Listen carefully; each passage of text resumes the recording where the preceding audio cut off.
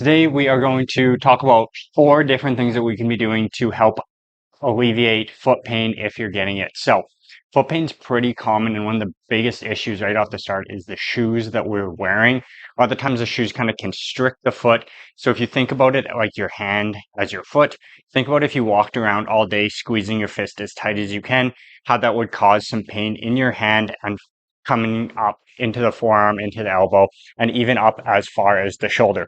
Same thing is essentially going on with our foot. Think of the shoe as constricting it and causing it to squeeze all the time, and how that can have effects up even as far as our hip. But primarily, we're going to be talking about the foot itself. So, number one thing that we can do to help start to alleviate foot pain is to get out of those really tight, restrictive shoes. That doesn't mean that you have to be barefoot all of the time. What it really means is that we need to just spend a little bit more time barefoot, whether that's just walking around the house, in the yard, maybe in the summertime or at the beach, whatever. Just letting that foot start to like spread out a little bit more like this, then always being restricted into those shoes. So something that we can spread out a bit.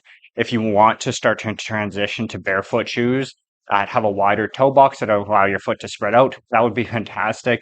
But even just getting some more time barefoot around the house is a really good start to letting that foot just escape that for a little bit of time each day.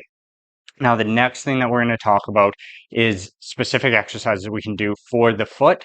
But what I want you guys to do the first time that you do this is just do one foot first completely so that you can compare it to the other foot and notice the difference right off the start. And then go do the other foot, obviously. And then from there on forward, do both feet. But the first time you go through this, just do one foot completely before you do the other. And you'll be able to notice the difference that you're making because you'll have one foot to compare it to. So, first thing we want to do is essentially just take our hand and sneak it in between all of our toes, each finger between a toe.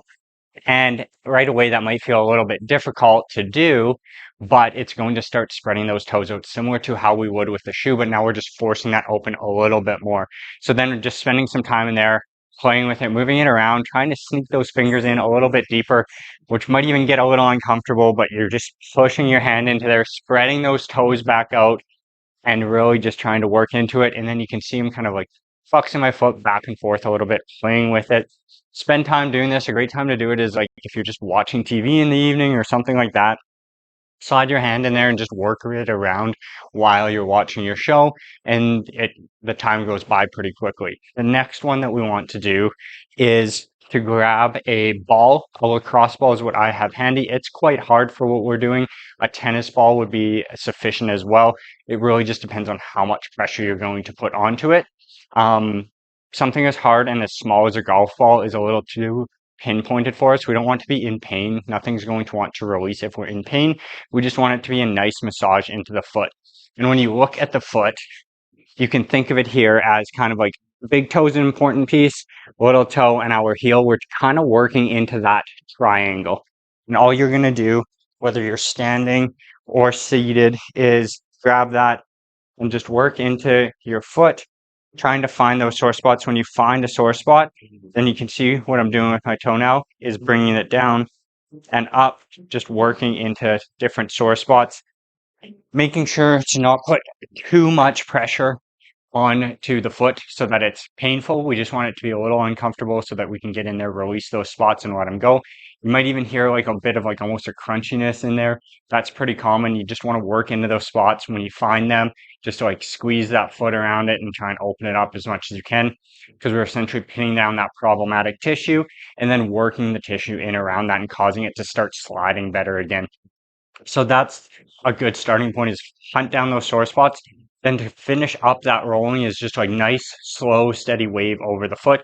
You don't want to go super fast, just like nice. Think about a slow wave over the foot versus a quick roll over the foot is what we want to accomplish there. And then my last and probably my favorite one is like, are we actually going to stretch this foot now that we've done all that work?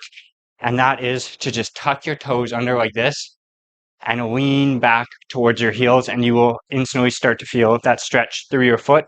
And this is the perfect opportunity for you to check in on the foot that you did the work to versus the foot you didn't do the work to. And what do you notice? Do you notice how much easier and how much less tension there is in one foot now than the other, and how that's going to translate over to your day-to-day life if you're doing this regularly, your walking is going to feel better. If you get into like a lunge, for instance, where you're here, how much better that feels on that foot. And what I like to do is spend about 2 to 3 minutes on each of these. So just wiggling my hand into my foot there for a couple of minutes, and then spend equal amount of time taking that ball, working in those spots, and then just finish off like this. And this is one of the easiest things to do in the evenings when you're just kind of winding down, whether you're reading a book, having a chat, watching a show, whatever it is, after you finish your work day. Get out of your shoes when you get home, get barefoot around that house so you can start to feel some things again and that foot can spread out. Then just in the evening when you're relaxing, spend a couple minutes working into the foot with your hand, the ball, and then continue to have your conversation, watch your show, whatever. Just like this, hanging out here is going to help stretch out the bottom of the foot. You can also reverse this over to this side and go back here and even start to lean back a little bit more, lifting one foot up at a time. If you want to get some additional stretching in around your ankle and actually the front of your shin here, this is going to be beneficial to go back and forth between those two positions.